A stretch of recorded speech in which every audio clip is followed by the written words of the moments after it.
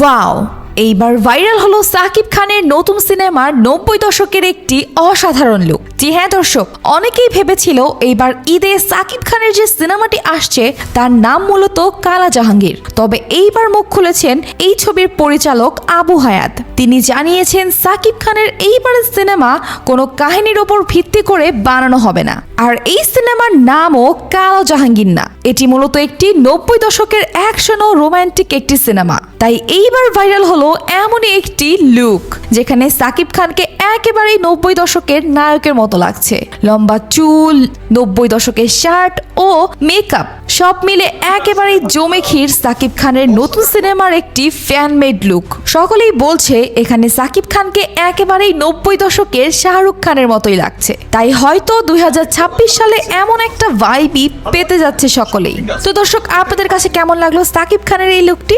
অবশ্যই একজন সাকিব ভক্ত হলে কমেন্টে জানাবেন।